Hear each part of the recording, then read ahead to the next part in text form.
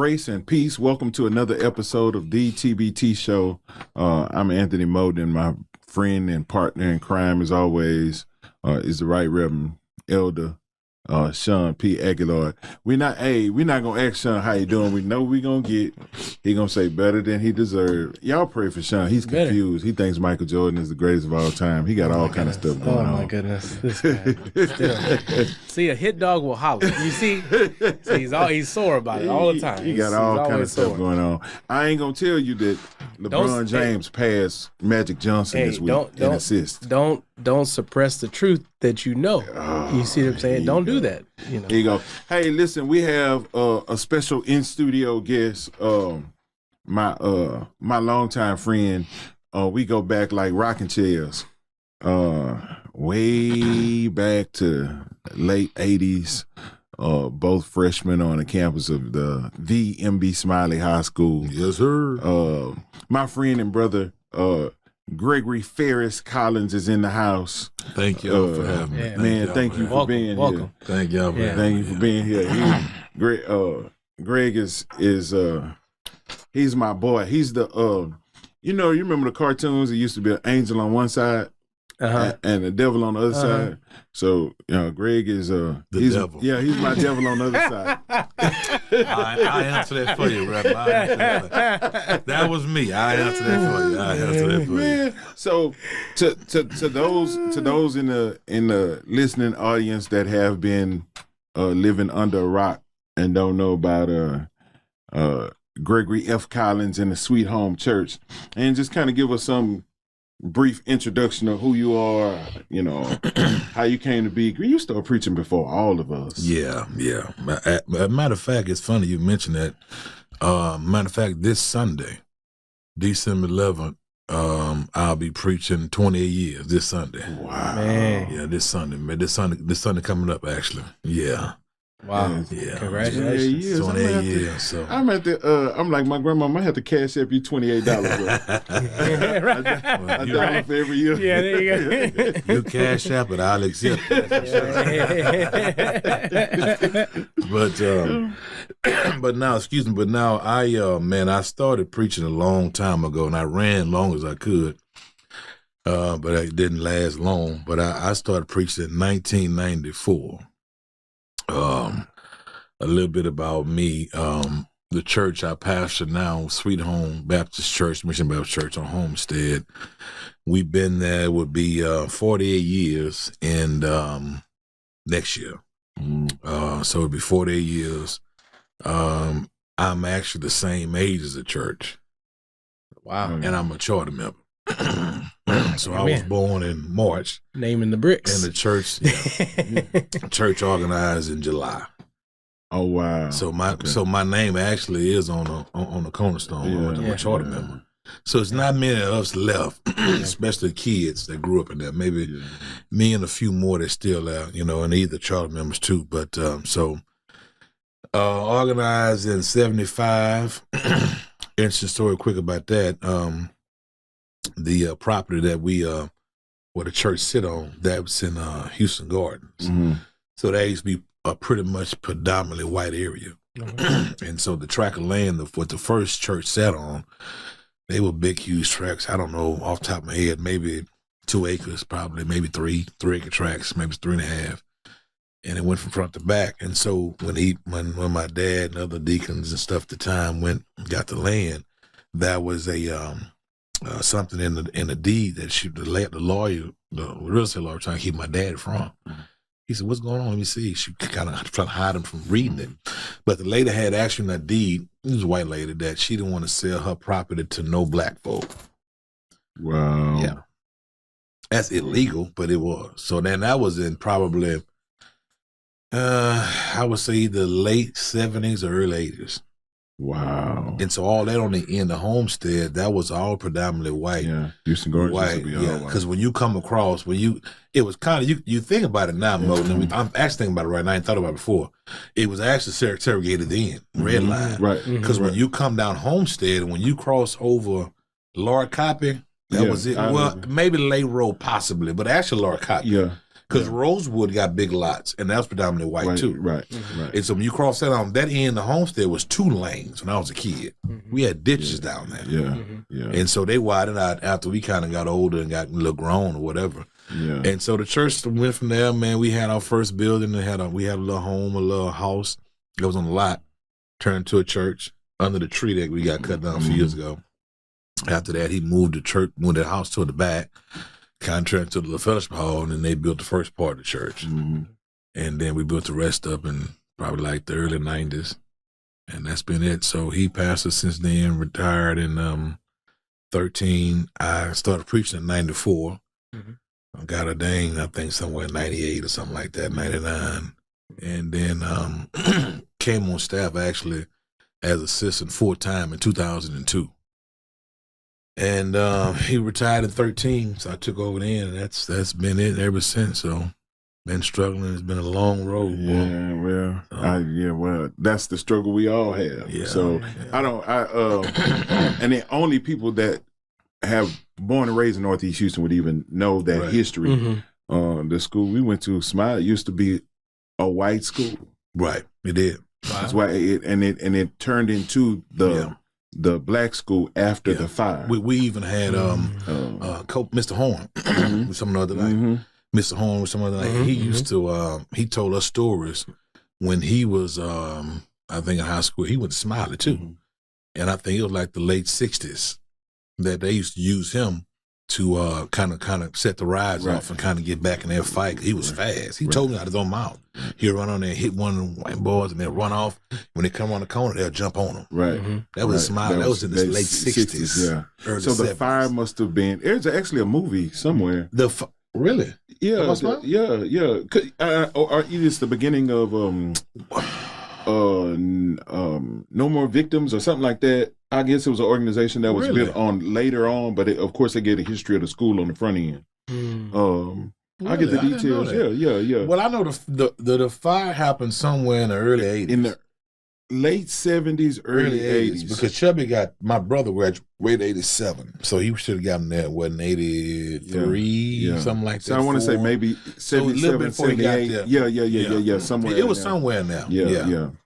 I don't know. You talked about... you know, that's the new part. The old part as well was where we had the home ec rooms. That was right. The old that part was that was right. That was the Smiley after the fire. So you talked about following your dad in ministry.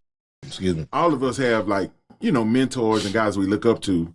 I couldn't imagine the weight of following your mentor, being your mentor successor, and then do you ever feel any pressure to succeed because of your dad's legacy? Yeah, absolutely. It's a blessing and a curse. Yeah, because there's a lot of allowances, and I hadn't just started doing this last night either. So I've been in a little while, and with the allowances that he I picked up with him, being around him and some of the politicians and other preachers and other people here in the city. So that part is good. Some of it you do feel a weight on it because my dad actually, you don't know, I'm not bragging, but he's a great guy. Yeah. Oh no, absolutely. I mean, he's not. No, so you won't be the one bragging. Let me say this. There's only a couple men that I'd be like, oh, he's saved for real. He close to Jesus Christ, whatever. And one was my dad, but one is Greg's dad, man. So, greatest guy you ever want to meet. If you meet him, he would hug you and talk to you like he'd been knowing you your whole life. One of those guys, man. Just love young preachers and love love the church. He definitely showed a lot of love, man. And that was really encouraging. So that's him. I don't know why his son's so jacked up. And that's the problem, man. Other folk trying to figure the same thing out too. What's wrong with this dude? So I come behind that and I got some of his characteristics, but not all of them. Right. And I think sometime when you pastor the church for 40 years. People are accustomed to some things. And then when you come behind and you got some of them, that's my daddy biologically and spiritually. Right. But some of it I don't. Because I'm going to tell you something else too, by being a PK, and I watched my dad organize his church from the beginning, I watched him eat, and I was, we see it all the time. I got it from you, actually. More is caught than taught. Yeah. Yeah. And so I'm watching my daddy as a kid deal with these people and grow this church. And I'm watching subconsciously, I'm a kid. I'm playing ball at Smiley. He made maybe a handful of games because he had church trying to build it at the time or counsel some folk that probably end up got divorced anyway. Right. You know what I'm saying? Right, so, hey, I'm just saying, So I'm watching them. So there are some things I learned what to do. And there's a lot of things I also learned what not to do. Wow. Because I watched it firsthand. Right. You know what I'm saying? So I know. Right. So there's the pressure coming behind. Some people think you're gonna do the same things he's gonna do. Right. Like one of the things, for instance, I be transparent much as I can. I had a meeting with some of my leaders when I first took over the church. I said, okay, well, who's gonna open up on Tuesday? Who's gonna be on Wednesdays? Who coming on Thursdays? Who's doing the funerals on Saturday? Because I'm not the janitor. And I'm not the main key man. Right. And I just feel like that's the way I feel. If they don't like it, it's not. I mean, it's the truth. Right. But my father did that. Okay. Right.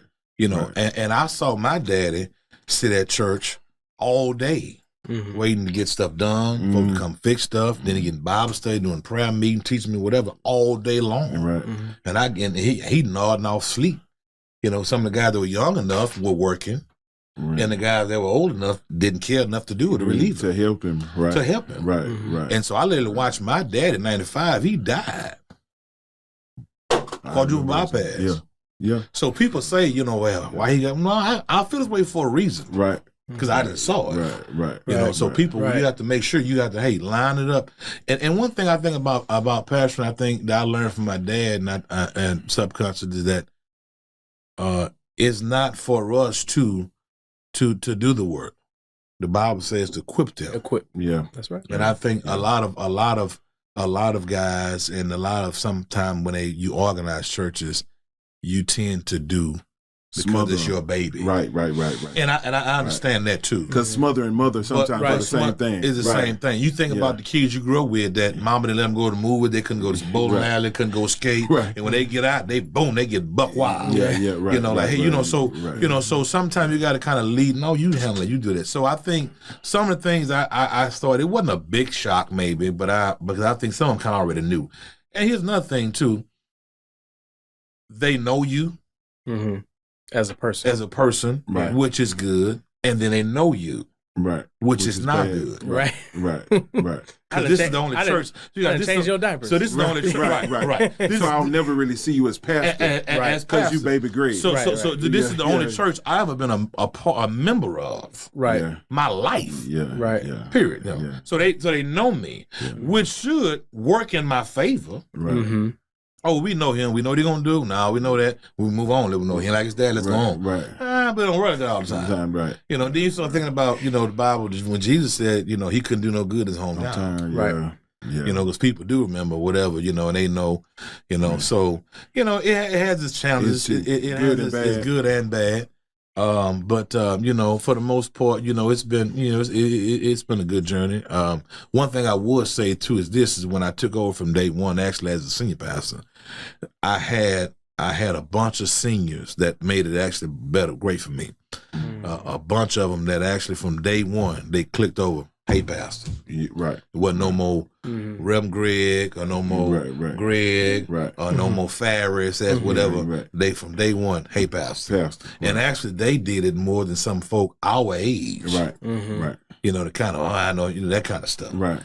So you run into that kind of stuff too. But for mine, I had some scenes that really from day one, hey, they took off and they, and even with the church, I would say even with the transition, it wasn't a big hoopla. It wasn't no fallout. Right. We had maybe 3 or 4 folk to left, but it wasn't nothing like that. Yeah. And so everything kind of, went that far. And I would give my dad hats off for being a visionary to do that. I was actually talking to a friend on here today about, I would love to see more senior pastors, older pastors do that. Succession planning. Right, succession planning. Because there's no success without a successor. Right, and you're not going to be there forever. And I've been doing this long, and Mo, you have too. Yeah. Shawn, you saw it, I'm sure. Where I done saw churches that blossom under pastor. Right. and then he stayed too long. Right. Mhm. And then it died. died. Right. Now, the reason he stayed too long, Yeah. there's a lot of reasons for that, too. Right. Yeah. Well, That's the another main discussion. one. The main one. Is money. Main one. He is had to stay. financial Right. stewardship. Financial Right. stuff. Yeah. Right. We didn't You know, take care of we him. didn't take care Right. of him. well You know, enough while he was doing Right. it. We didn't plan for his We retirement. done play, Right. and So you'll be he didn't- surprised on the churches, man, that don't even think about even giving their pastor in retirement. Yeah. Wow. Yeah. But some of it is because we don't think about retirement. And No. it's just Right. culturally. Right. Like, we spend all we have while we're living, Mm-hmm. and We then don't- toward the end, Right. it's like it's a surprise. Like we didn't know we was finna get ready to shut it down. Right. Like, you know what I'm saying? Right. That's Right. But you know, and I get that. But then that's one of the issues in our culture, Yes. church, that other churches of other cultures don't have, because they Mhm. prepare Right. Right. for the pastor's retirement. Right. Mhm. You know, we expect the pastor when he retire. That's between you and Social Security. Well, it is, and Like, you know what I'm saying?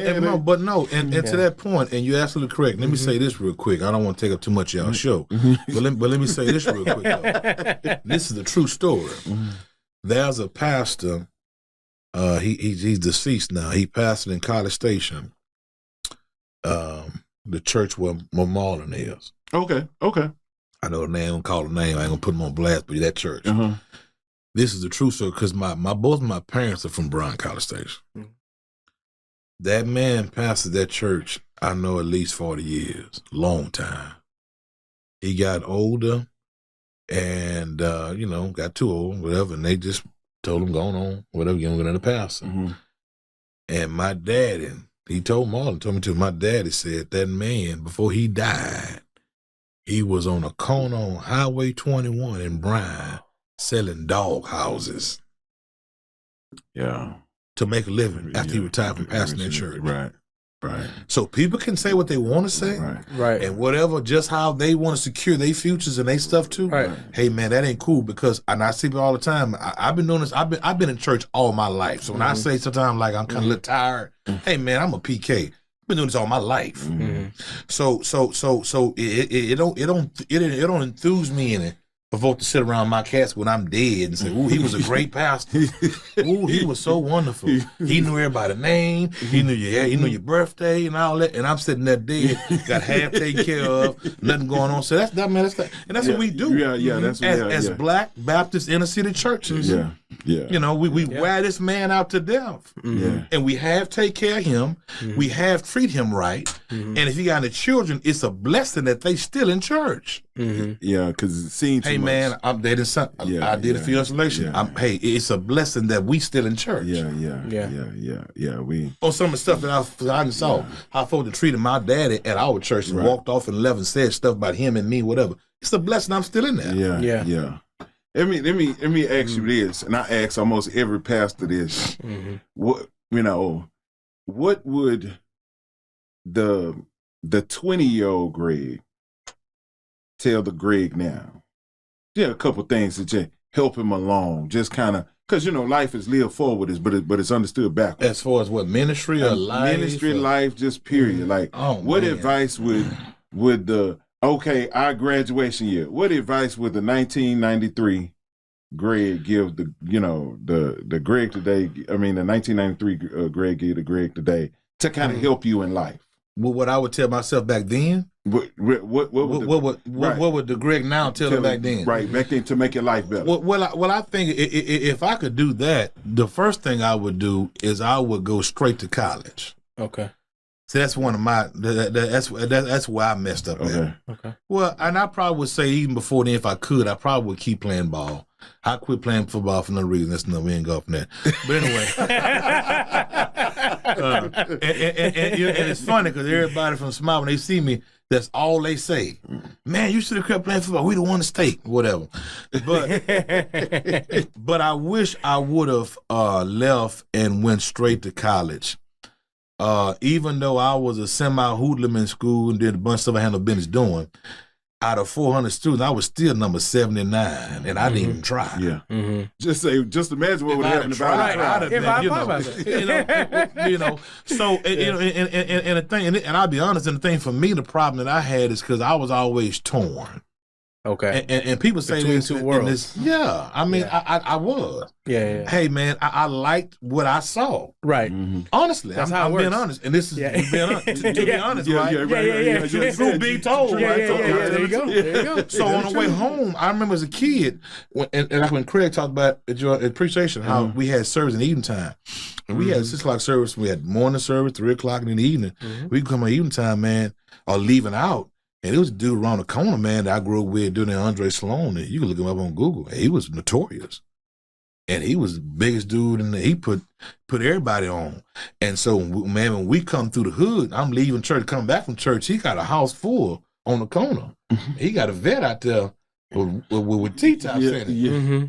And he got silk shirts on, and girls out there with Viking shorts on, like Old Town 357. I'm like, say, man, I want to do that. You know what I'm saying?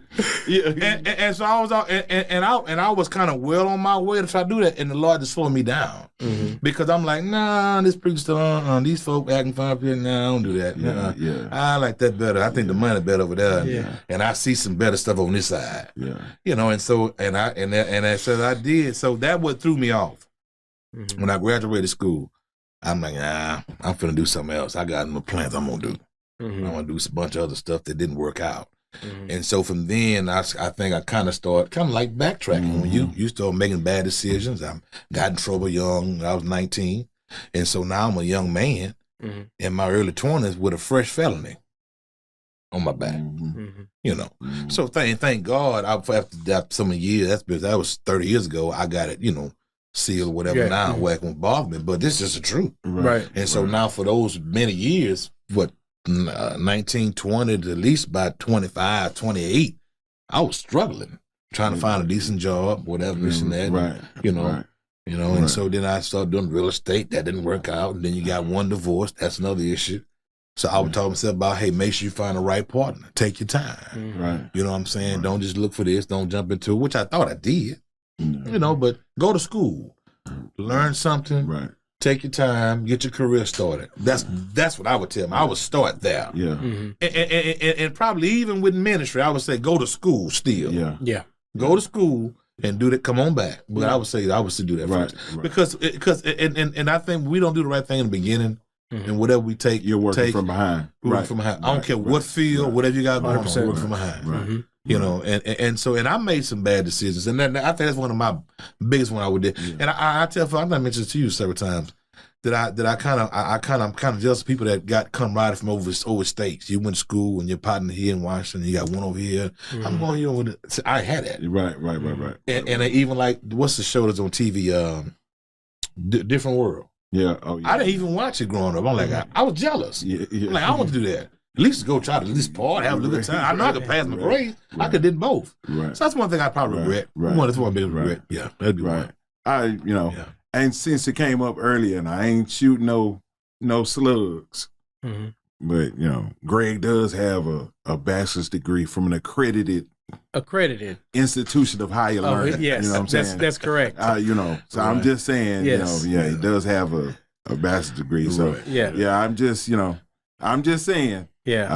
I ain't shooting at nobody, but I'm saying what I'm saying. What you're saying. Yeah. Exactly. Exactly. It is what it is. It is an accredited It institution. is accredited of higher learning. Yeah. Right. Yeah. One of the things, and when I was talking to Shawn about just kind of platforming today, one of the things that kind of, spells me or troubles me is, and I pray some young pastor somewhere is hearing this, and hopefully it'll help him. I see everything in light of the church or church members, parishioners. I mean, everything. I remember, and I think I told you, I remember when gas first started going up. Yeah. The first thing I thought about was, man, that's another burden that my members will have. Right. And then how is that burden that they have to carry, how will it play a part in church life?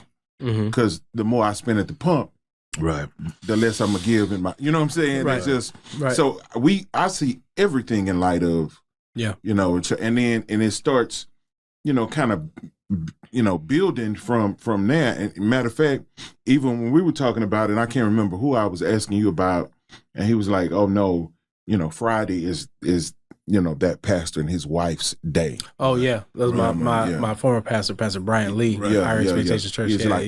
That is dedicated time. And here's the, and it's not a frustration, but it is a fact that the pastor in the African American church context has to set aside that day for his wife. Oh yeah. With anybody else, it could be any day or every day. Right. But because you have to, and you can. Because if you don't, it don't necessarily mean you're always going to get it. No, because if you don't, you'll never get anything. People will impede on that time, absolutely. And not maliciously, but it just is what it is. Absolutely. Right. And then every other thought, in my head and how I think things through is about church or parishioners or and so my thing is, does the context of being pastoring in an inner city church, a black inner city church, does it play into your thought patterns about life in general? I think if you a pastor in an inner city church, and whatever your thoughts or your sermon, if it don't, then you not really pastoring. You're not all the people. I just think whatever it is that you preaching and you preparing or what's going on with society that's going to affect your people, you should be in tune with that. Right. Yeah. Whatever it is, whether it's socially, economically, whatever. I mean, even just on Sunday, for example, I mentioned after service about the young baby that got killed out there in Cabo. Okay. Yeah. Her and then the guy that got into it, the guy down in Port Arthur. And so I was just saying, hey, y'all, yeah, he's wrong in Port Arthur, but that's another issue. But we got to pray for our children where they don't put us in those kind of positions. Right. And that's the first thing I thought about. You know what I'm saying? Right. So even with like an example with that. Right. Just trying to sham whatever, or even some you see. And I saw in stuff in my church, families in my church. I'm looking at some stuff. Right. So then I might do something with that. Right. I did a series on generation curses. Because I saw stuff in my even with this year, I think what helped me get through stuff personal this year, and even my church, I did a few series this year. One was on forgiveness. Because I'm even with my daughter and some other folk, some other thing going on. The pandemic exposed a lot of stuff. Yeah. So you had forgiveness, and then I looked outside. I see people kind of drag, and they're growing weary. So I did a thing on growing weary. Yeah. So I'm finishing that up now with that. So I think you ought to be that kind of pastor. Even the Bible talks about Jesus. He said he looked out among the people, saw what he saw. He saw folk that were sick and that were laying impotent. So there's some stuff you ought to see as a shepherd, right? From a spiritual eye that God have given you. If you're a leader, right, you ought to be able to see it and speak to it, whether it's on socially or whatever it is, spiritually, or just whether, hey, come here, baby, come here. What are you doing? Right. I'm looking at you. Right. That's what I do. Right. Yeah. I'm looking at you. Right. What? I know what you're doing. Right. You think I ain't nothing? I'm looking at you. Right. Hey, fix your stuff to get you together. Right. That's what I do. No, everybody can't do what I do. Mean, that's what I do. Well, no, that's the pastor touch. Right. So, that's what it. Yeah. That's what it should be. Right. And that again, I just everything for me in life is about church is some. Well, it is, and it's because it's our and even with and I said something, and I sometimes I kind of feel like Jesus, flesh and blood didn't reveal it to me. I didn't know what I was saying. I said it. Right. But I said this in the beginning of the pandemic, and I said it, but I know what I was saying. I said when it's over with, we all gonna be organizing again. So even with the pandemic, I'm looking at this in context of church. It's not gonna be the same. It's not gonna be the same. Right. I'm like, we like Bernie Mac in church. When we took a break, we broke. Yeah. And we still breaking. Yeah. You know what I'm saying? Yeah. And so now it's hard to get them back. Yeah. So even with that, like, okay, context of church. That's why a lot of pastors did different things. It matters when I'm gonna go back now, thinking about church. Right. So and all is so. Right. And to the spinoff when you said as far as, the day to yourself as the pastor, it's just sometimes disheartening that the church think about the pastor the same way. Wow. Yeah. He think about church all the time. Yeah. It's just disheartening sometimes church say, pastor, take you a break. Yeah. Go on and, they don't always happen like that. Yeah. And you know, yeah. So that's the downside of the disheartening side sometimes. Yeah. You know, they just, you know, they want you and they want you. And and keep rolling. Yeah. That's it. Yeah, and that's, you know, yeah. and that I guess that's why, you know, old school preacher would say it's a consuming call. Yeah. Yeah. Wow. Because it ain't something you could just put down. No, you can't. It it consumes areas of your life that you didn't plan on it. It's gonna follow you all the days. You didn't plan to get. I had them call me on vacation. I had them call me when they thought I was on vacation. I thought you was on vacation. I'm like, well, why didn't you call me at 4? Why don't you wait till 9 if you thought I was on vacation? You know, at least, you know. Yeah. You know. And even and maybe that's because even when they don't call, I can't. It's hard to unplug. Mm-hmm. Right. Like, you know what I'm saying? It's like I'm always thinking, what's next? What we need to do? What, you know, whatever. So even in times where you do take a break and you do get away, you don't really get away. Right. Like, and it's not their fault. No, you don't. It's just your mind won't let. No, you know, you don't. And it's just like now I'm actually getting ready to kind of black out for Bible study to the new year and take a break, but I'm not taking a break. So now I'm trying to get ready for next year. Right. Prepare for new year. I mean, so you know, and I know people think, oh, he ain't doing nothing. Okay. Right. I mean, I hear them. They say it. I'm like, okay, that's them. You don't try it. You're right. Right. Let's see. Right. This don't happen without not doing something. No, you know, right. Yeah. The necessary preparation. Well, it's like the iceberg, you know. So people just see what peaks over the surface of the water. They don't necessarily see all that it takes. Yeah, right. To get up to that. Yeah. So I don't know. One of the things that I know you got, me and you know, we got a concentration to preaching, and that's one I think Shawn and maybe a couple of you know young guys. And I don't take advice. If I give advice, I take that very, very seriously. Right. Because I'm gonna tell you what I would want somebody to tell the younger me. Right. And so, you know, hey, of all your being, and I know as a pastor, you got to be a father figure. You got to be, you know, and only he could do it. Hey, baby, come here. You know, you need to do that. You know, you got to be all that. But I'm like, in all your being, don't forget to be a preacher. Right. Yeah. Like, you know what I'm saying? Like, you know, you're called to counsel. That's cool, counsel. You know, and all of that. Right. Visits and all that stuff that goes on. But that's not the Lord called you to preach. But your number one, you know, don't forget to be, you know, to be a preacher. Right. So I know we both have a concentration of preaching. Right. And even Shawn, go back and watch that video from Sunday. I'm gonna give it to you. I'm gonna shoot it to you. That Shawn preached Sunday. Whatever. But like, don't forget to preach. So these young preachers, hey, where should I start? And I'll tell him more is caught than taught. Yeah. Who are you listening to? Right. Yeah. What are you reading? What are you doing? What are you letting your mind eat? Because you are what you eat. Yeah. Right. If you watching a bunch of trash, that's what's wrong with it. And that's what you're gonna sound trashy on Sunday morning. You know. That's what's wrong with it. That's what it is. So I mean, give me your list of guys coming up that you listen to. Young preachers? I mean, just preachers. Period. When you were young coming up, who were you listening to? Yeah. See, when I started preaching coming up, because and one thing I always did too, and I would say this too with the young preachers, I would tell them, concentrating around preaching and try to be students. I always my prayer to God, even when I first started, was, Lord, give me a word. Mm-hmm. I didn't necessarily have to have no clothes like Jasper Williams or none of that. Mm-hmm. I didn't want to get up and look like no fool. Yeah. You hear what I'm saying? Yeah. Had nobody tell you need to go back and study your lesson. Look, and listen, and one thing about me is I ain't never want to look like I ain't know what I was doing. Yeah. I always kind of want excuses first. I kind of want to be player. Anything look like a player, I'm like, no. It ain't nothing player about flunking in front of people. You know what I'm saying? So that may not have been the right reason, but that, and plus I want to be a good preacher. Yeah, right. And my dad, it wasn't. My dad is a great preacher. You know, and I grew up with good preaching or whatever, and with my dad and other guy.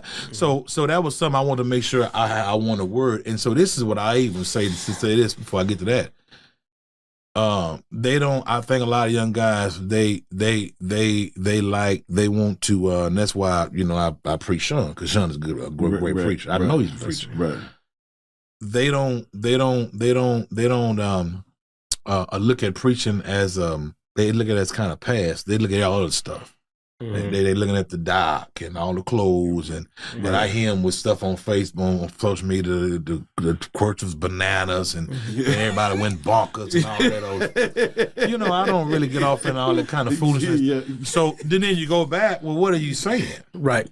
So you didn't say nothing. So they do a lot of celebration, and I remember as being a young preacher, man. This is the truth. I remember Baptist bookstores on Main Street. Yes, sir. This was a long time ago, and this is when I was broke, and I'm still broke now. I was real broke. Yeah, and this was before Lifeway. This was before Lifeway. Wow. This was a long time ago. So this before Mardell. Yeah, and way before Mardell. And I guess I'm dating myself now. This is before camera phones and all that kind of stuff. And I would go down to Baptist bookstore on a Saturday morning, and I was sitting there and write out them folk books. I have me a notebook and a pen. Yeah. And I get in the back and come with a couch at, and I'll be writing like that. Yeah. Because I couldn't afford the books. I had money by the books. Yeah. But preaching to me was that much important. Yeah. So the young guys now, I don't really some of them, I don't really see the burning to really want to study and really want to be studied. Like, hey, what you think about this? Whatever, They don't ask now what you reading. They ask you, that kind of stuff. And then you got some of them that I don't know where to get it from. They don't want to go to school. You need to go to school. Yeah. It's necessary. It's very necessary. I will say this to an accredited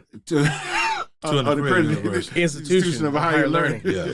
I will say this. School doesn't make you a preacher, but it will. If you're a preacher, school will help. Yeah. Absolutely. Can I be honest with y'all? Be honest with you. The best preaching, my style, and the best, how can I put it? Being taught about preaching that I learned from was not in seminary. From Crawford Kimball. Absolutely. Crawford Kimball did a. That's the names I was talking about though. He the legend. Yeah. He did. This is when JJ was still living. Way out there in Mount Hormon. This is a long time. I'm dating before Max. Way before Max. Yeah, before Pastor Matter of fact, me and Max Miller was the only young preachers out there. Yeah, 25 years ago, and that show you how long it was. The only one. Me was the only one preaching. I was got there with Dad in all the time.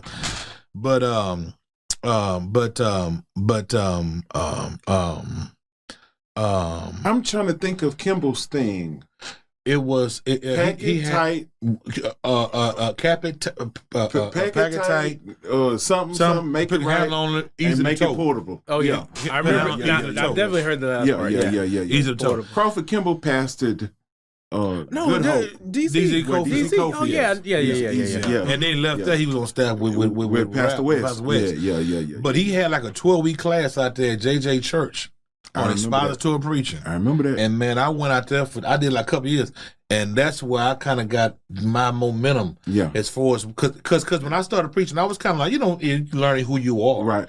And even my dad would say, "Hey man, you need to preach a little longer than that." I said, "Hey dad, when I'm studying." I'm studying. It sounds like 20 minutes in my head. Don't get mad at me when I stand up. When I get up in 10 minutes, I'm sitting down. I ain't making a fool of myself. Right. And for me, the biggest motivation for me, this is a true story. I'm going to stop. My mom one night, man, because back in the day when we started preaching, and I think that's. I'm gonna say something here. That's some of our problem now. We don't do it. It's like some old school guys did. A lot of preachers we have now, they feel entitled, think they should preach, and they don't necessarily have to do that, right? Because the Lord called you that, right? You know what I'm saying? So that's how we grew up like that, But even with that, we preach that night. Earn your keep. We preach the evening service 6:30 at night. Yeah. If you're gonna flunk. You're going to flunk to these 60. Right. And not these 350. Right. You gotta earn this 350. You gotta practice. You gotta earn it. And it's the true story, man. So, man, I just started a couple of years, and I'm trying to find a way, my dad is kind of, he let me get it, And so one night I got to preaching, was in daddy's study, man. I was sitting there and I'm looking, you're looking how you looking when you ain't done nothing. Mm-hmm. And I said, Mama, how did I do, Mom? Mom looked at me and said, well, baby, I love you. I said, ooh, man, I did pretty bad. I remember the first time I went out and played golf. I took a swing and hit all the air that was available. And I was like, how was that? And my buddy was like, well, at least your shoes are white. Try again. Right. Nice golf polo you got. Yeah. Right. But those are those sobering moments. Yeah. I had one in rural Texas. Okay. My uncle used to pastor in Riverside. Okay. Yeah. Up 19. Yeah. And he gave me an opportunity, and they was having something. And they asked, you want something to eat? I said, no, I got to preach. You get you something to eat? No, I got to preach. Yeah, I went to that. You didn't want to preach. I don't want to talk to nobody. Yeah, right. And I preached. And this woman walked up to me after. She said, baby, you could have had you something to eat. You should have gone got fat food. I said, yeah, let me do better. Man. Those are those sobering moments. Do you do that? That's a habit that I do. I usually don't eat before I preach. And I do it for a different reason now. Okay, you do it for a different reason? Yeah, my body can't. I don't want to be belching and preaching at the same time. And so it ain't got nothing to do with trying to drink water. Yeah, I heard all that. I heard all that. Hey, boy, keep yourself pure for that. Yeah, hey, man, If I'm hungry, bacon, eggs, 28 years. Hey, trust God, keep going. Right. You be all right. Yeah. Right. Yeah. Right. I was expecting to hear the name. I know we done been to every bowl together. Right. So William Glenn. Yeah, I remember. And you were talking about back in the day. I remember, and this is what I remember. You talking about when I was coming up, who I liked to listen to. I remember going, because I've been going to EK a long. I think I went for the first time the second year. That's how long I've been going, and I had stopped for several years. When I went to this one, they was another hotel. I forgot, it was downtown somewhere in, and I remember seeing EK walking through the hallway. Yeah. Hey, how you doing, boy? You all right? Hey, Pastor, you all right? Hey, man, no. I remember. During the days when he was bringing Stephen over. Hey, Ofer, and I remember when DZ was a young cat then. Yeah. Wow. And DZ told, he'll never remember this, but we were my partner at the time. I was with Greg Tosin, his dad, a pastor here in Houston too, and we was going to the conference together, man, and we was excited, man. Young people, we drove to Dallas. Mm-hmm. Like months before to find out where we want our hotel at. Scouting it out. So we scouting out. You ain't got nothing right. to do. Hey, and we were just excited. It wasn't no Google in. You know. So we done that and we went down there. We walked in there, man, getting all bad stuff. DC say, man, where y'all going? He said, we young, we thinking about that. We got suits on, hats. we suited and booted, He said, it's work. Y'all need to put some ties off, man, and come on with it. He said, hey, it's going to be some work. And so, man, I remember that. I remember when Jasper came down, Jasper Williams, Dr. Williams. I remember he'd have his little one-on-one sessions, man. Mm-hmm. Intensive.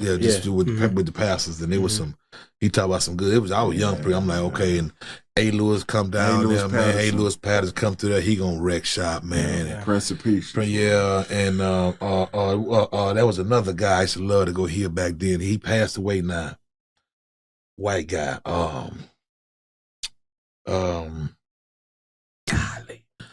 That was back then because it was always Jasper Williams, Melvin Waves come back then. Oldfoot was always back then.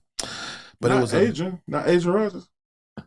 No, he was at Dallas Theological. He might already passed. No, he might have still been living. But it was another you guy. talking about Hendricks? Howard Hendricks. Living by the book. Hey, man, Howard Hendricks. CBS DTS. Say, man, he would come down there, man. Oh, man, it was great. Yeah. So a young preacher, and I would tell them, invest in yourself. A lot of them are cheap. Yeah.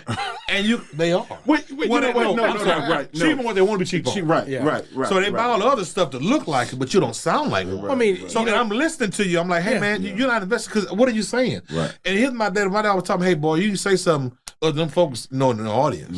Right. You have something different that they know. Right. Well, you should at least try to invest as much in the books as you did in your suit. Absolutely. I mean, instead of getting $1,000 suit, drop it down, get $500. Get $500 worth of books. Right, you know? Yeah. No, that's it's needed, and that's why, honestly, and my thing now, and I guess older, I just listen for different things in preaching. Yeah. Like, and one of the things I ask myself when I hear, a young guy preach is, could I listen to this every Sunday? Because anybody could, anybody could hit a home run. Sure. But you got to keep But what's your batting average? There you go. You know what I'm saying? So could I listen to this every Sunday? And then can I see where you're going? Right. Because, and then one of the things you did Sunday, and it was refreshing. Like, it's like, man, that's a good look. I wouldn't have. Right. I wouldn't have. Right. Right. And again, in preaching, I guess in years, and I just listen for different things. And so when I see a young guy after it, it's like, let me help. What can I give him that wasn't given to me? Like, I might, help you along in your. It's one more thing I think that'll help them too. And I think that either helped us or hurt us starting out is fellowships. Yeah. Mm-hmm. See, I like think associations. We say all the time, you're only as good as the 5 people you hang around. Yeah. You with. Right. So the people who you with or who you talk to daily, what are they pouring into you? What kind of preachers are they? Right. Because my church, I gotta say, they know all my friends can preach. If you my friend, you come sweet home. That was like the first thing you said. and hey, if I mess up and you come through there, you can't preach. Right, exactly. You don't lie. Right. Don't worry about it. You know what I'm saying? We wasn't as close as I thought we were. Right, we wasn't out. Right. And that's because the guys I know, I taught, hey man, what you do? You preach the text, what you do? Yeah, you know what? Okay, we get ideas off each other. We talk about scripture and other stuff. You know what I'm saying? So I think that the Bible says iron sharpens iron. So you got to be around, the right people that's aspiring to be the same kind of preacher or just as better or y'all do it together. Right. So this and this is a good journey to go on as with friends that you journey on. And grow together. That kind of thing too. But I think some of them, they may have the wrong motives in mind. Yeah. Early on in ministry, and I think it may have some of them may grow up. Some of them I think ain't gonna grow up. I'm looking at some. Well, part of it is I think what the culture that people are coming up in now, because now they're coming up and there's the TBNs and the day stars, and people are automatically seeing these mega church preachers and televangelists and stuff like that. Whereas that wasn't as prominent maybe when you started preaching, wasn't as many. Well, we had, but it was few and far between. But now it's like boom, it's like 24 hours a day. But here's not really. Well, because I would say this. I mean, maybe TV wise, maybe. I mean, you had radio. But you had guys here that we know was doing it. Oh, you got Charles Jackson. But see, they were, and you had around the corner. What Turner at? Oh yeah, Dunn, old man Dunn, Canaan. Yeah. I mean, you got. But Forrest see, that's what for every Jackson that people knew, there was an A.A. McCardell that people didn't know. Yeah. So my thing is, come on, every good preacher ain't popular. Yeah, you're right. And every popular preacher ain't good. No, that's true. Powerful, yeah, you know what I'm saying? It's like, and I think in this generation, it's what we see. So like most of the preachers that people see, right, may not be great, expositors of scripture, right? And but they have large platforms, but you may run into, and I have several times, you may run into a cat who got 7 members and is building out that big, and he will preach the horns off of Billy Goat. Man, my daddy told me a story of preaching down the country one time at a preaching bowl. They was all outside. No, it was some kind of association. Took a little break, hour and come back. He gonna preach and come back in there. He under the tree out there talking. They drinking coffee, whatever. And they said, "Who preaching?" And come back in. He said, "He preached." "Oh, you preach, bro?" I said, "Dude was stuttering left and right." They said, "Man, this dude can't preach, man." They would laugh at him and everything. But Dad said when he got up in that pulpit, there's Bill. Hey, The Lord put some James Earl Jones. Hey, he done said it all. Yeah. So you got to be careful. You might not know him and all that. You think, hey, you know, the Bible says there's folk God ain't called, even ain't bowed the bell yet. Yeah, absolutely. So don't think you're the only one around here. Right, absolutely. Right. And I just saw some dudes get showed up, another story, in preaching bowls too. Sleeping. And that's what I think sometimes when your name is, for lack of a better expression, when you have a household name, sometimes it's easy to just mail it in. Right. You don't really prepare, you know. That, and that's what the Bible said, don't think too much of yourself. Right. And I more highly of yourself. Man, I ran into a guy passing the rural context, whatever. I heard him. You could hear the academics in his preaching, and just like, man, I'm like, you went to school? Yeah, man. Hey, Howard class or such and such, right? Hey, man, how you get down here? Yeah, man, yeah. But like, you'll be surprised. Like, God has a place and a corner for everybody, man. And just because I tell anybody, man, don't look at a person's context, and try to put them in a box based on what you see. No, right? Ain't no telling. That was a guy in Brian I used to like to hear. One of my dad's friends, childhood friends. He passed away now. J.T. Wilson. I heard the name. He went to Bishop too. And let me tell you something, boy. Kid, you dead. I'm telling you right now. See, just man, preach you out of unconscious. Right. Man, you hear academics, he gonna paint the picture. He come around, he gonna close rap. Yeah. Just had a few scuffles, made a few bad decisions, but hey, ended up back, had another and kind of. But hey, you talking about can preach, partner? Mm-hmm. Make you taste the colors of the scripture. Right. Hey, that's what you I can see sour. You taste colors. Taste colors. Either that, I'll make you fold your Bible and put your Bible up. Right. Reconsider what you're supposed to be doing. So I ain't been doing nothing. Right. I ain't been doing nothing. How'd you say it, Moten? If Dad's preaching, what have I been doing? What have I been doing? I ain't been doing myself nothing. Yeah. And I even, you think about that, I even remember like you talking different venues. I looked at preaching. I remember, because back then I was young preaching then. I remember E.K. Bailey would come down and do revivals for Willie Jones all the time. And I remember seeing him. I remember watching him preach that sermon. What was the one he's preaching all the time? Golly, he was classic. I know he classic. I mean, E.K. everything he did was classic. I know he did the one Three Hebrew Boys. First person. The one he would do in first person. I don't know. That was Jasper that did Hosea and Gomer. Yeah, it was Jasper. And just but like those. Just different looks and those voices were just biographical, so clear though. They was just and then And E.K. Bailey, he had a. But you said a name so much. You said a name that people don't know. Who? Or I'm saying people don't know. A lot of people don't. Willie Jones was probably one of the best preachers in this city. Jones. Oh, absolutely. Willie Jones was. I would. And let me tell you, Sunday night I'm going to hear Willie. Say, man, and let me tell you about Willie Jones. Willie Jones had probably one of the best thriving ministries on the Northeast side for a long time. He did some stuff early on that folk just not starting doing the last 10, 15. Willie had been doing. He had houses in which that's something that I would love to do. I talked to my folk about that at church. Get some extra property on the church. Oh yeah, and just build maybe some little row houses. Yeah. 2 bedroom houses, maybe 1 bath for women that's transitioning to get their kids back. Right. He had that going on behind the church in the 80s. In the 80s and the early 90s, man. Wow. But he learned a lot from E.K. Bailey from E.K. Bailey. And I'm saying that I'm thinking of the E.K. Bailey. Him and E.K. was tight. Yeah, it was tight. Ross Cullins. Another Ross Cullins. Happy birthday to Dr. Cullins, by the way. Oh, really? His birthday today? 74th birthday. Oh, wow. Yeah, happy birthday, Dr. Cullins. I got I'm gonna text him. I got a cash app. Dr. Cullins, all right. Cash app. How many was it 74? 74. I'm a cash app $74. There you go. Hey, speaking of Dr. Cullins, you know the problem on the side of the church.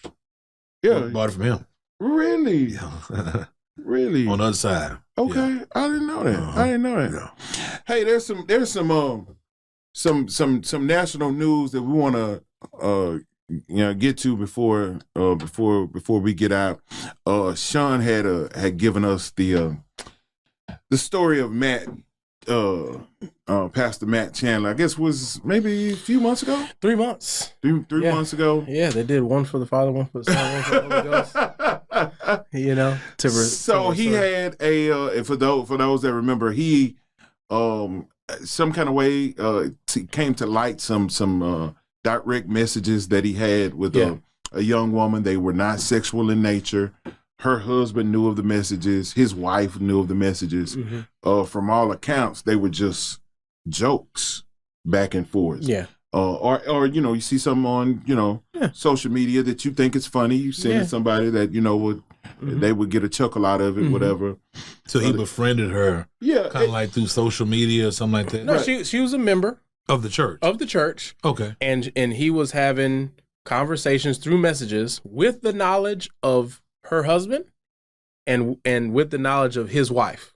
So both spouses on each side know that they chat. I'm trying to figure out what's the problem. Let me let y'all finish going. Well, see, because this happened at the Village Church. That was the problem. That's mainly the main problem. I think that is a big element of it. So, it's a predominantly white church in Fort Worth, and this issue was brought up not by a pastor, not by the woman, but by a friend of the woman who she told that she who thought message in the past, who thought this was inappropriate. Was the woman's name Karen? I'm pretty sure she's been addressed that way. I'm pretty sure she's been addressed as such. Wow. And so basically, it got brought up to the elders, and it was decided that he was going to he was going to step aside from his pulpit duties. And so, after 3 months, he has now returned to the pulpit. So teaching and preaching. So he stepped away, but the church. Yeah, it was a mandated step away. Yeah, by the elder board. Yeah, and he stated to the congregation on a Sunday morning, said, "Hey, there's some things that have kind of run amok, unchecked in terms of, lifestyle and nothing sexual in nature, this, that." And it just kind of seems like it's overkill. See, right. I'm trying. So what's the problem? I'm still waiting for the problem because if his wife he messages Sister Barbara, right, and he like, oh yeah, she messaged Pastor. And I'm sure it was probably something. Well, baby, look what Pastor sent me. Oh, that's funny. You know what I'm saying? Right. So, if the spouses know about it, and it's nothing out of line, ladies say you got line of sexual nature, whatever. I don't agree with that at all, and I wouldn't have stepped down and done none of that because here's the thing. Well, and that's that. Well, they were. That's why they said step aside. Right. It wasn't a step down. It was a step aside. Step aside. For what? I mean, why are you even doing any stepping? That's what I think we're all trying to figure out. So what are you telling me that he can't message or text anybody anything that's funny, any other woman but his wife? But see, and here's what I think another thing too that there's a cultural and there is a cultural difference piece, right? There's a cultural piece, but and I think by and large, and then so even with him returning, how connected would he be to members? Right. He's going to be hesitant to speak. He's going to be hesitant to engage. Well, that and then who wants a pastor they can't talk to? Right. Well, and then another thing. How will they view him as pastor? Because you're not our leader. They telling you what to do. So yeah. I mean, so how can you go back, pastor, and want to lead? I'm like, what are you really? Yeah. I just like you at the house and your boys in town. Whoop y'all go somewhere and some dude beat you up. Yeah, so like, man, go on with that, man. That man beat you up at Walmart. You know what I'm saying? Kevin Hart talked about this. He beat the bricks off my daddy. I'm gonna go get that. I never looked at his name again. Take trash out yourself. Here's another thing. So now they're playing God. So if there's nothing inappropriate, so why are you doing that? So let me read something straight from and then this straight from the article. This is from Christianity Today. the article. And so what he said was that the frequency and familiarity was the issue in terms of their communication, and a familiarity that played itself out in coarse and foolish joking. Now, also, just to give a little context, they have a dynamic of a plurality of elders. So you have the lead pastor, and then you have this pastor that's kind of like their main preacher and teacher. Does that make sense? But he's not the lead pastor in Matt Chandler, but he's the one that is the nationally recognized voice. So who is he? He was the what? He's not the lead pastor. He's not the lead pastor, but he's the pastor that does the most preaching right at the church. Right. So he's the face of the church. He's the face of the church. So correct. What if Chandler would have left and organized? Then now your church is, and again, I get it, but I took more offense to his return. So, but okay, but to me, this is a giant nothing burger. This is all much ado about nothing. It's much ado about. Well, let me rephrase it. I don't want to say nothing and a lot. It's because if his conscience told him, okay, I don't believe. But I don't know if this. I think he done it to. I think he fell into a situation where it's like, I don't think this is a big deal, but they think it's a big deal. So since they think it's a big deal, I gotta act like it's a big deal, and then we got to do this whole dance. Right. So I'll take 3 months off and come back. But committee. So let me ask you this. So you said, what about the familiarity? So what was said was that the problem was the frequency and familiarity of the messaging back and forth. Okay, so Acts chapter 2, it says that the church growed, and it grew from one thing. They continued in the doctrine of their preacher, the apostle. Yeah, and they broke bread. They were fellowshipping. They were familiar with each other, and they broke bread, went from house to house. So how is that a offense when the lead or the head, whatever you call him, him was, right. that he's familiar with a member of this church, and they joking and laughing about something that's not even. That's even Old Testament. I mean, Moses, before you can walk ahead of the people, you got to walk with them. You walk with the people. So you're familiar. So when you walk ahead of, they know there's that connectivity, and it's like, I'm gonna follow him because I'm familiar with him.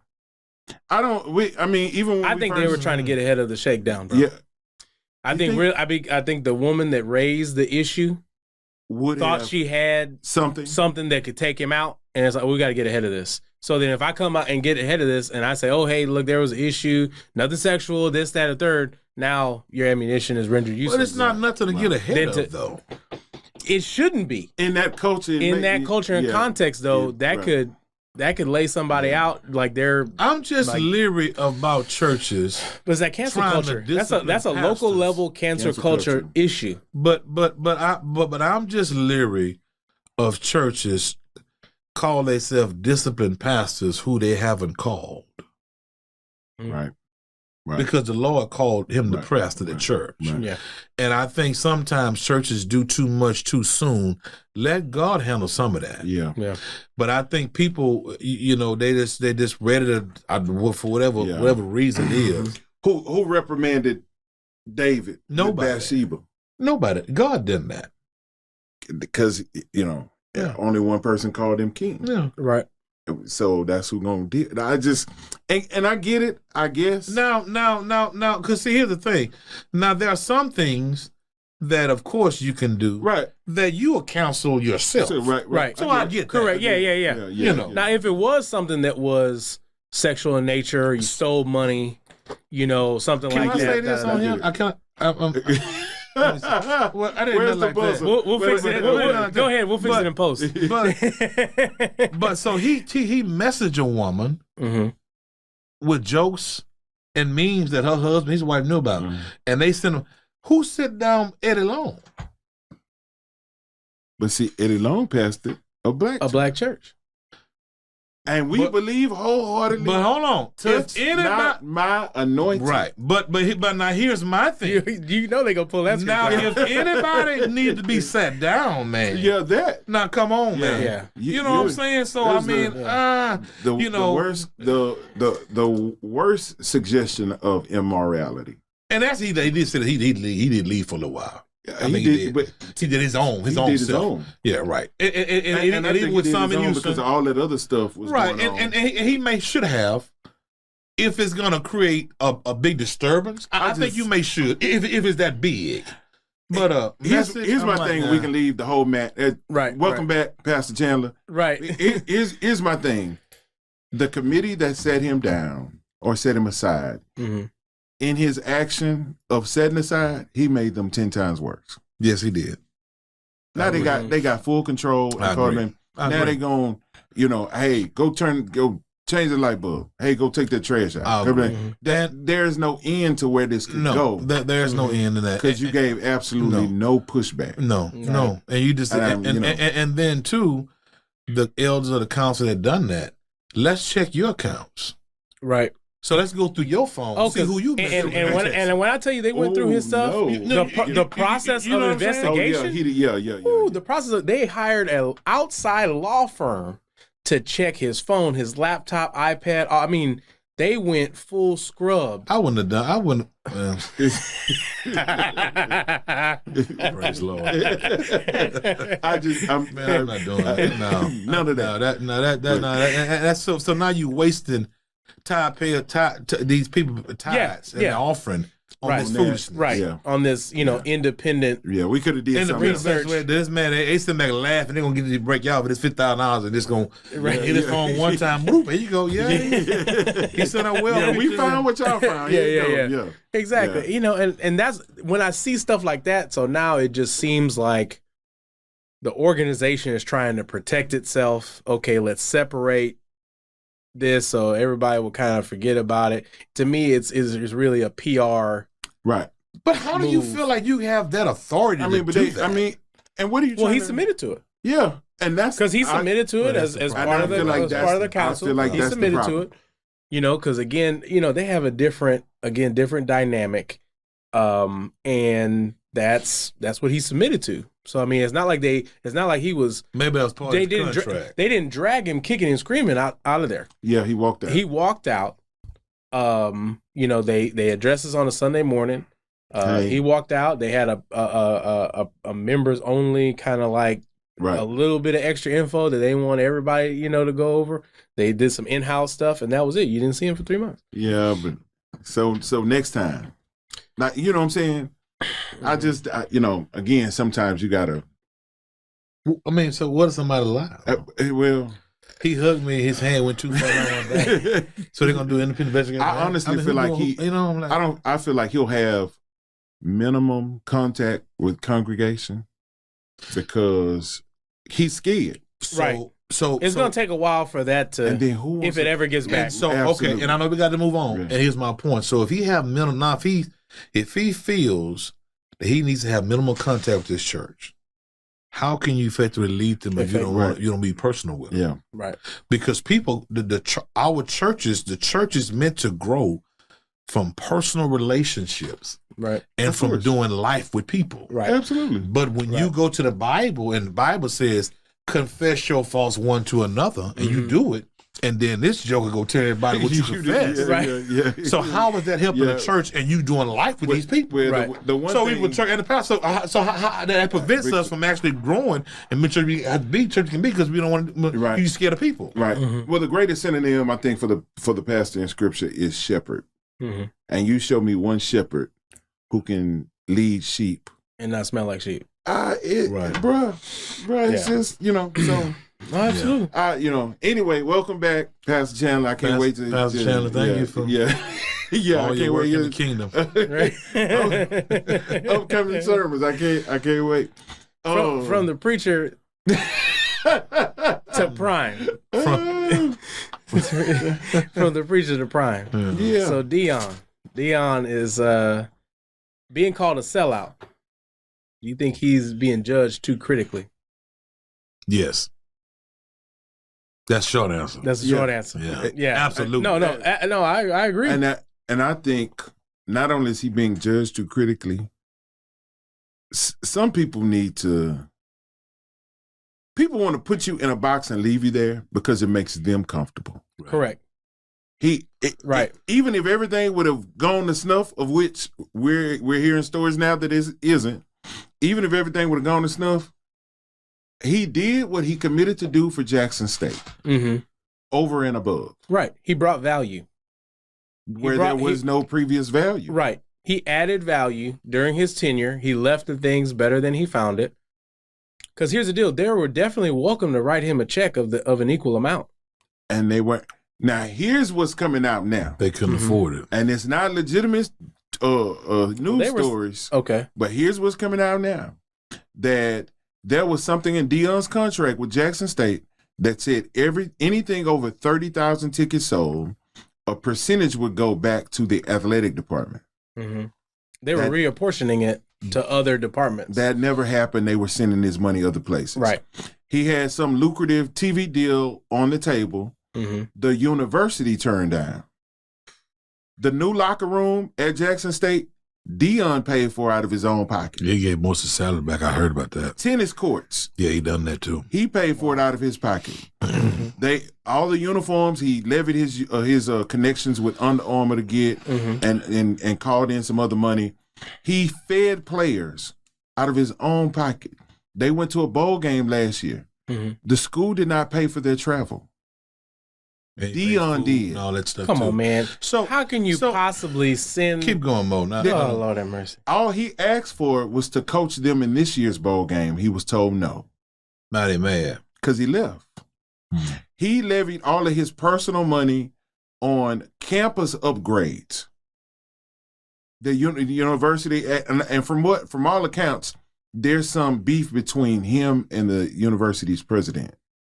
The president wants the limelight. He want to be prime time. So it's too much. So now you got a conflict of personality.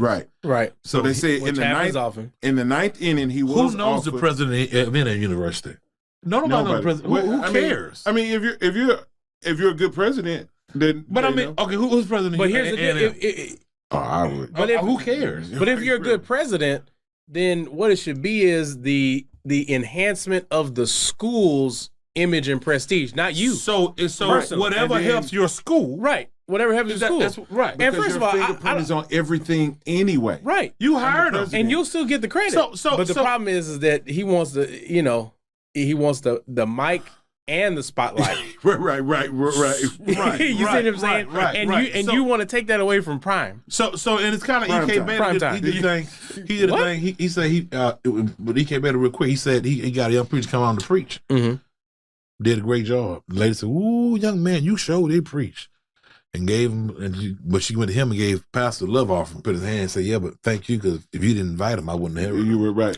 Your so whatever he does, right? You the president. You hired him. So good. Right. Oh, you the one. Man, you smart. Who cares about all that? I mean, as long as the job is getting done. Right. So that's the part you got to his personality. Right. So here's the last one, and probably the one that's most frustrating for me. After talks were had, and Deion was offered a contract from Colorado. Colorado, yeah. Jackson State did submit a counter offer. Okay. To up his salary to $1 million a year. Okay. All right. But that would have to include his staff. Oh, come on, man. Now, so all these assistant coaches do you think Nick Saban paying his staff? No. Okay. No.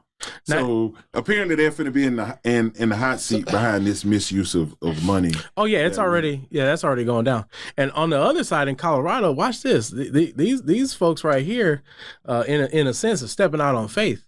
So there's an article in Yahoo Sports that says they offered him a $29.5 million deal. The Colorado athletic director admits they don't have the money yet. But they know he won't get it. They know he's gonna bring it. He's gonna bring it. You don't even really have to pay He's it. gonna bring it. He's gonna bring it, and they know that. It's gonna come from him being there. They know that. You see, and they know that. They know that. But see, that's a difference in operational philosophy. Well, it's right. And okay, You know, so here's the problem I have. You're saying operational philosophy. Tell the truth. Black people. That's the difference. Absolutely, that's the difference between a PWI and an HBCU. So here's my thing. First of all, that man never told them people he was going to stay there like Eddie Robinson stayed at Grambling. Right. He never told them that. Because honestly, he needs to leave. Because all you're going to do is win a SWAC every year. That's boring. Yeah. He's going to win every year. Well, I mean, here's the deal. He would have brought some credibility to SWAC, but he needs to leave. He would have. Because his personality. But most likely he's going to coach in college. Of course. He's going to coach a little while. He's going to go to the pros. Well, no, I don't know. He said I think he would. He said he said he don't want to. He don't want to. Well, that's what he said now. He said he don't want to do it. I'm saying that it's in the cards in terms of once you develop that tenure and that track record. He had to start at HBCU because there's certain things. Right. Exactly. They wouldn't give him a chance. But now that you've gone and proven yourself here, so what they consider the minor leagues. So now, right. I don't think he'll ever coach to the pros though. So I don't think Deion is a developer. Yeah, you can't develop grown men. He don't like fools with the attitude. Yeah, he'll end up with a fight day one. If you get $1 million to do your job, I ain't gonna talk to you about that. But again, you know the song that he had a video out. It must be the money. You see what I'm saying? So eventually, when the check is big enough, it possibly could go there. But at the end of the day, even just going to Colorado, this is huge. Yeah, you know, this is huge. Not just, I think it's bigger for our culture that he's at Colorado. Well, it is, and that's the thing that I think a lot of people are missing is that he's getting a lot of young black men that are athletes, that are student athletes. They're gonna come to Colorado, whether they're recruited or whether it's transfer portal. He's not and he'll be able to affect probably more young black men's lives and help them a bit more. Right in this platform than he could at Jackson State. I like, and I think he's going to bring a level of discipline no matter where he is. Oh, did you see the video? He already. If you're 1 minute late. Bro, he said, get down and lay down. I got people coming. He told them. You saw the other part? Yeah. Get down and lay down. But I'm talking about I'm going to do it whether you're here or not. They were getting ready to go home for Thanksgiving. So he tells his team, hey, y'all, hey, enjoy your Thanksgiving break. If you're 1 minute late coming back, 1 minute late. Don't bother. Clean out your locker. Right. That level of discipline is what they need. That's what athletics is about. When they came to Houston, when Jackson State came to Houston, he told them they would have to take up back here. They won't leave the house. He said, your parents, your family's more than welcome to come to the hotel. Yeah, you're not leaving. Y'all not going nowhere in Houston. Right. But you know what? For me, and all that's absolutely correct. I agree with all that. But here's the bothering support with me. It's just something about our people, and it's just heartbreak. So you want him to stay where you want him to stay at because you want him to stay there? So who don't move and who don't maneuver their career to do better? Right. Yeah. But if anybody gave them a promotion, they'd be like, I'm gone. So I'm taking it. Right. You were taking for $2.50, but you tripping. But on this man from going from $400,000 to $5 million a year. Right. He was not about the money. Whatever it is, that's his choice. Right. So now you have a lot of black people that still be celebrating the thing. Hey, this man came and gave a blueprint of how we got our schools up. Right. He put notice on schools. He got endorsed. Now everybody see it. So you can't think about that. Right. And the kid's allowed, he's going to touch when he go there. Right. So you want him to stay there as long as you want to stay there. What it should be is so then he'll stay there and he might go broke there. Right. And then, so he was a good coach. Barry been gone. Right. Well, they'll use you and abuse you. That's right. But instead of congratulating Prime, hey, Coach Prime, great, he's going off. And then here's the question at Jackson State. This is what should be the conversation in the president's office over there is, how do we set up the next guy to do this, to carry on the work? Right. Does that make sense? And they to build on they the messed that up when they let him leave. So now the relationship is broke. Right. Well, Deion left someone. Well, yeah, he did. Yeah, some young guy named TC. But they're saying just because of his relationship with Deion, right, he's probably not going to get it. So here's the box, and here's the box that I hate for him to be. And somebody else called it out. Deion ain't swag. Yeah. And you know what? Deion ain't swag. Right. He never was. He's too big. Right. He was already confined to any conference. Right. Deion ain't Pac-12. He's too big to be defined. And look, he gonna Pac-12. Deion is congratulations. And he might do that for 5 years, he might be there 7 years, and then he might go to Nebraska and you never know. You never know. But I think he's gonna climb the for as long as he wants to do it. Right. Well, here's another problem I have. So they've talked more about that then Brent Foss stealing their welfare money. Now. Right. Yeah. Now that's what I don't get. This man had brought money. He brought money in. He brought money in. Favre took money out. Everywhere he went on the road, Shawn. The complexion for the protection. He sold our TSU stadium here. Yeah, BBVA. He said I saved that way he go on the road. Mm-hmm. So he's done great work. So you mad? He made one show, and we see it real quick in the pastorate. Mm-hmm. Oh, you a great pastor, long as you stay here.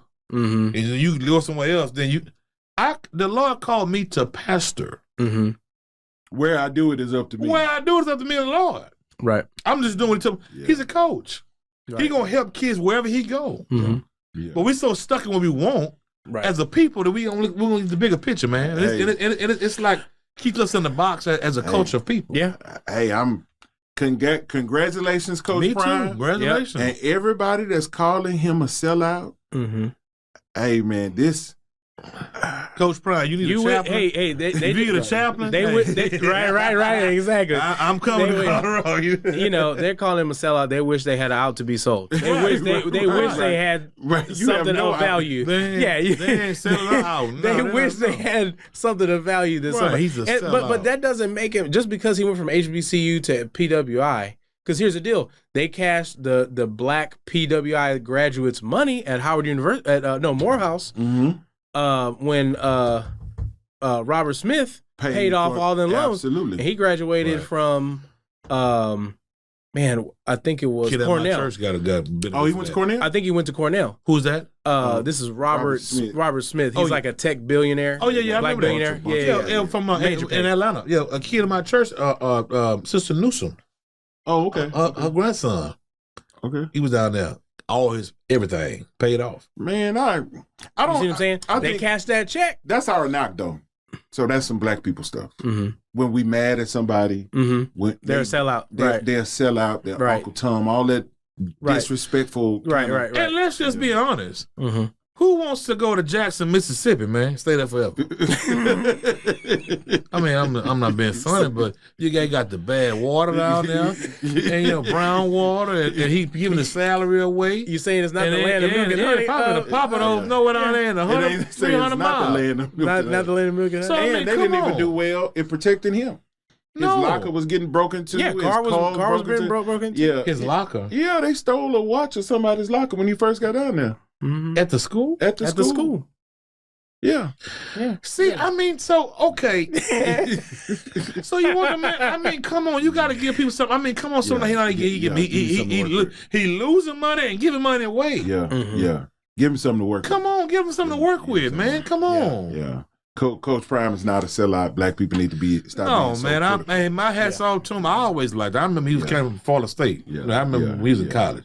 Yeah. So hey, in the NFL, you can't get no better than him. He made it. He gonna help some other a bunch of them black kids. And especially when you got somebody that's actually thoughtful and not just trying to go out and win games, which is great. I mean, that's what they pay you for. They pay you to go out and win games. He's building lives. But he is trying to build lives and trying to turn boys into men and men that are, and that's one of his big things, is smart and tough. Right. It's like, hey, you need to understand that, especially if you're one of these top talents that's going to go to the league and you're going to become a millionaire basically overnight, you need to have some wits about you. You need to know how to handle things when you get, because and one of the interesting things is he brought in a young lady, Brittany Renner, who's kind of known for trying to hook up with these different athletes so that they would understand the game, that hey, there's gonna be a lot of women around you they're gonna want to take advantage of you for your resources. Right.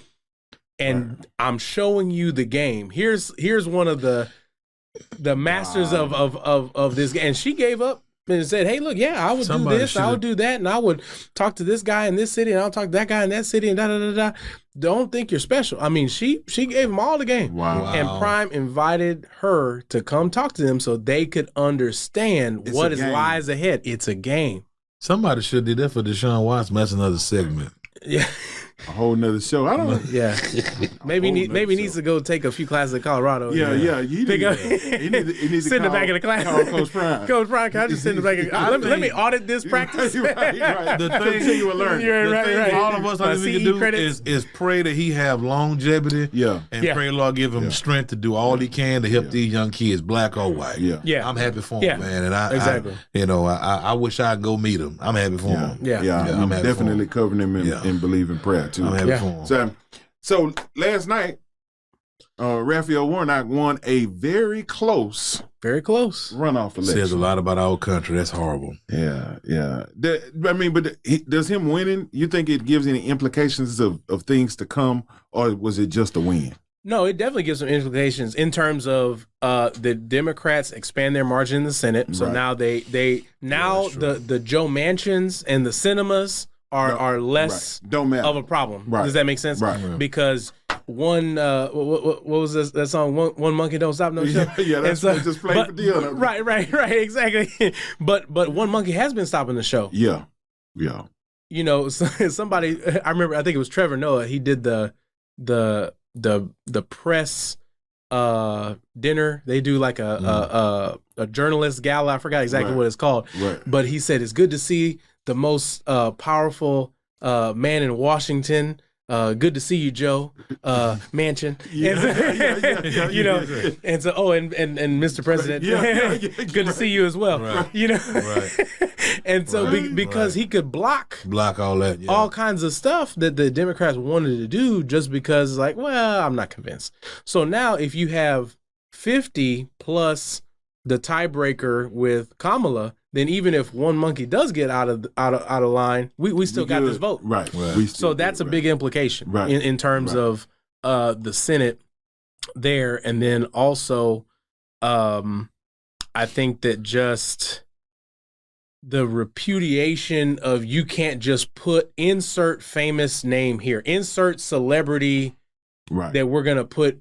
I think that's been debunked. Right. Dr. Oz, you're out of here. So you Herschel Walker, out of here. Right. There has to be some substance. But it's still, to your point, somebody was up here talking about vampires and werewolves and almost became a United States senator. But you know, the problem I have is that it was debunked, but it wasn't debunked enough. It's kind of like having a bully in the neighborhood, you know, growing up. We didn't have bullies because we didn't do that. No. We didn't have a problem, but just said we did maybe once or twice. He would get whooped so bad, he won't be bullied no more. And I think by Warnock winning, of course it was a great win, but for me, the margin of victory shows that we are in a bad state in this country. Right. So you got people that will vote. So, and of course, we know it's mostly whites that vote for him. So just because you voted for a black man, you're still racist because you voted for the one that don't know anything. That represents everything you hate. You about voted for black men. About black men. Well, he have children. He don't take care of children. He's illiterate. He don't pay his bills hard. I mean, come on, what are you doing? So you voted so that you still racist. But you voted who they can control. But let me tell you, and this is the point. This is the difference in terms of Republican politics and Democratic politics. Republicans were getting someone to fill a position. Democrats were running a person. Right. Is a whole different outlook. I agree. You see what I'm saying? The Republicans, they'll hold their nose as long as they get the seat. Get the seat. Well, that's one thing I will give them. Republicans work way better as a team. Right. Way better. But this right here also flies in the face of Donald Trump as well, because he staked the political horse of Herschel Walker, and that's just adding one more L to Donald Trump loyalists. He did, but it's not. I don't think because he did, and I knew you were going to connect him to he did, but it's Herschel Walker. No, I get no matter who's speaking. Well, for I mean, him, I'm not saying all of a sudden. Talking about werewolf and vampires. He said this erection is for the people. Talking about erections and stuff. I can only take that so far. I think a better candidate would have been. And again, I don't. Had they had someone serious, it could have gone because that wasn't serious. But y'all forgot Donald Trump ran for president, right? Well. He was just as bumbling as Herschel Walker. So the return. So what they were trying, like, and it's assumed what they were trying to do, like stake his return based on getting a bunch of election deniers, right? And matter of fact, the only thing that Herschel Walker said that had made any kind of sense at all was everything that Warnock supported was what Biden supported. Oh, he's pushing for Biden's America. Well, the assumption is you'll be pushing for Trump's America, right? Correct. So, and you push for whatever team you own. Right. And, so what's wrong with that? Right. That's, because y'all on the same accord. Y'all would want a card. That's about, right. That don't make sense. Right. I just think makes sense. And again, a win is a win is a win. Right. But it was so close. It says a lot about too close for comfort. You're talking about our culture's worst. Yeah. Who versus our votes culture's for that? best. I mean, who votes for that? Someone who holds their nose because it's like, hey, it didn't matter who it was. They could have ran somebody made the comment, they could have ran a glass of orange juice.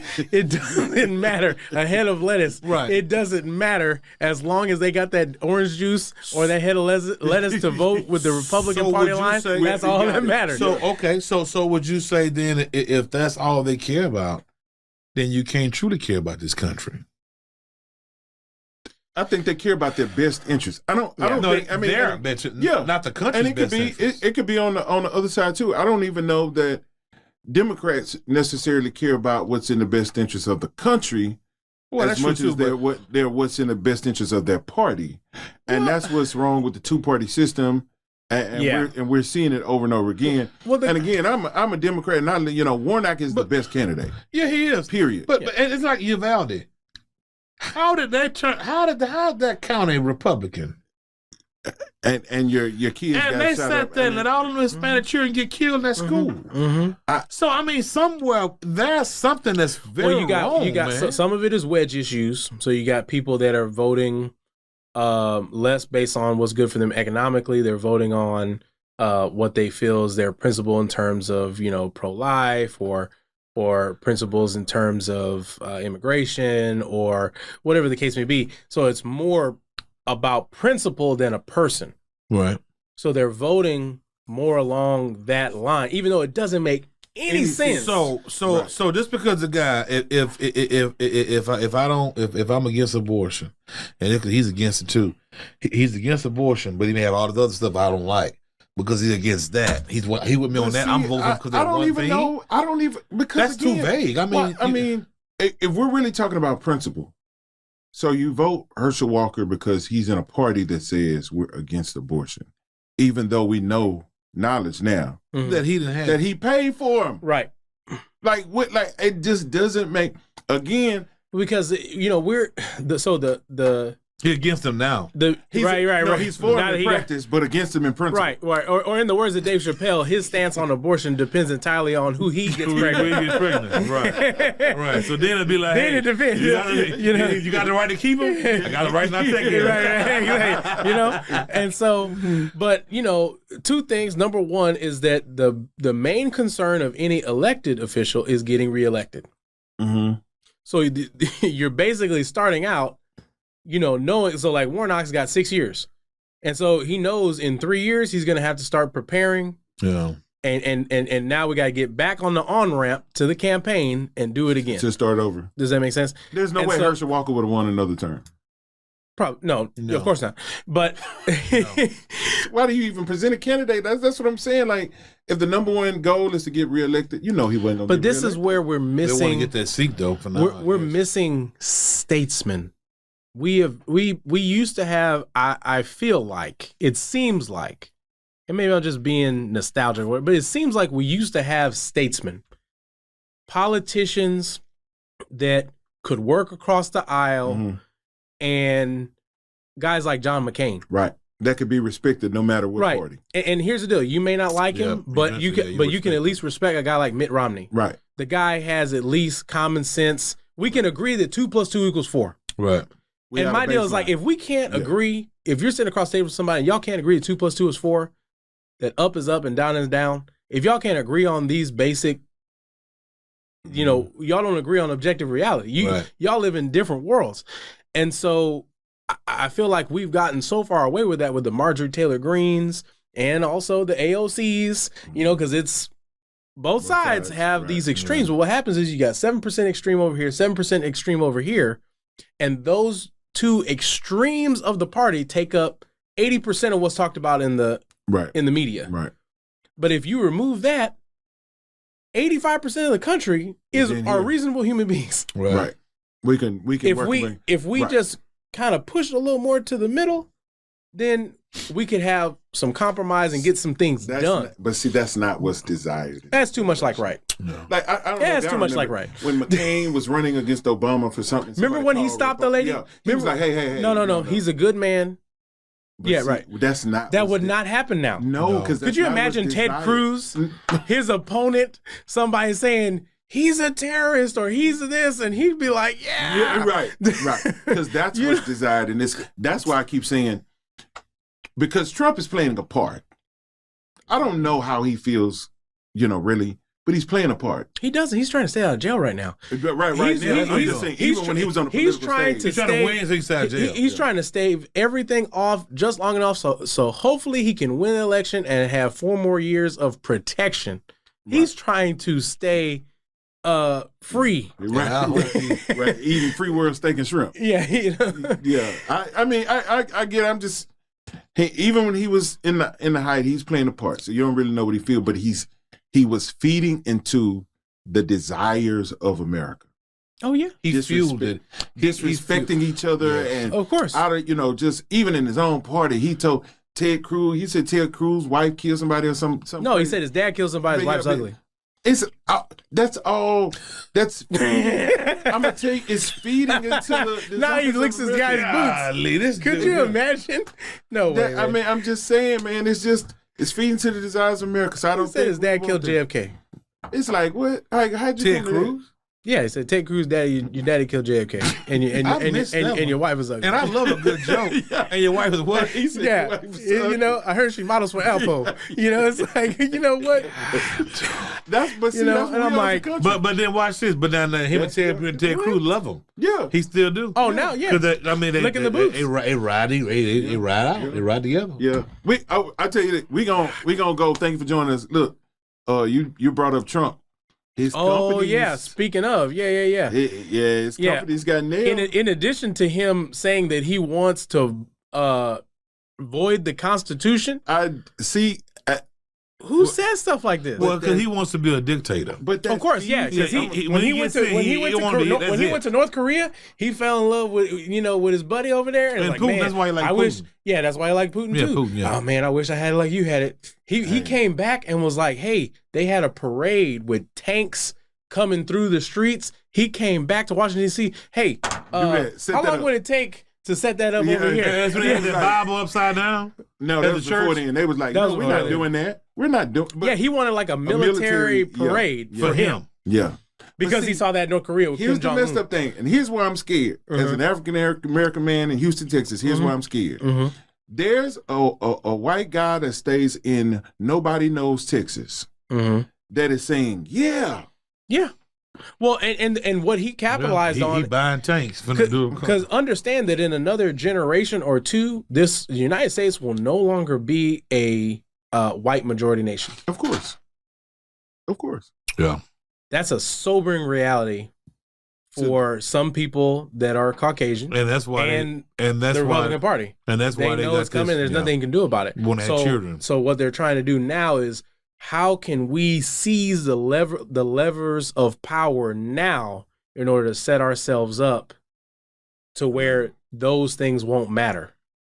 See, because that's where when you undermine the elections and it's, people's vote don't matter, and then you try to talk about suspending the Constitution or this or that, you're trying to set up something to where the popular vote doesn't matter anymore. Absolutely. But the walls are closing in on him because the Trump organization was convicted in a New York criminal tax fraud case.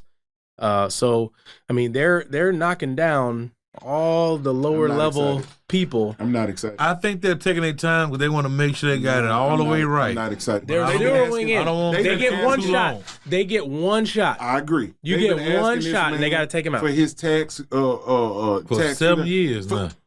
Now all of a sudden, you going to convict his company on what we all already knew? Well, he said, well, you don't pay tax. He said, that make me smart. Yeah. Right. Yeah. I got a bill of for my IRS for myself. I ain't smart, I guess. They sending me bills. But I mean, and here's that's one thing that I actually do give him credit for, and I thought that was a brilliant move. And Dave Chappelle, also representing him again, said that was the moment that Donald Trump, the star, was born in terms of a political star, when he said, hey, if you want me to pay more taxes, change the tax code. But I take advantage of the same things that your donors take advantage of. He was speaking to Hillary Clinton, So he's not an idiot, but he's crazy. Yeah, you're right. You see what I'm saying? So there's a difference. There's a difference. And I think that he presented himself initially as crazy like a fox. Right. So that it's like, hey, because he understands business and he understands showmanship. Right. That's why he's a great campaigner. But he don't understand policy. No, and policy. So this man was the president of the United States that haven't even been the PTA president of his child's school. Yeah. So why we put him on? I got people for that. Though. I got people for that. But in everything you touch, you failed in it. Yeah. I mean, what do you need me to do? A country in the ground. Hey, Jared, can you come to my office? Right. Hey, Jared, can you come to my office? You're now the czar of this. Yeah. Hey, go make peace in the Middle East. Right. And you read your pressure today? No, I got people for that. Yeah. Come in, a neuroscientist, go do this stuff over here with the housing authority. He don't know much about much. Yeah. This man was gonna make us drink Clorox. He don't know much about much, but he got people for everything. Right. We're just going extremely slow. I said this last week. We going slow. I'm not encouraged. I will, whatever happened. But I don't think. But I think what they're trying to do is you're building a moat around him. You're isolating him. You knock out the guy that was a CFO. You knock out the Trump organization. You're taking out all these little things, that where he can hide money. You're taking away. You're boxing him in.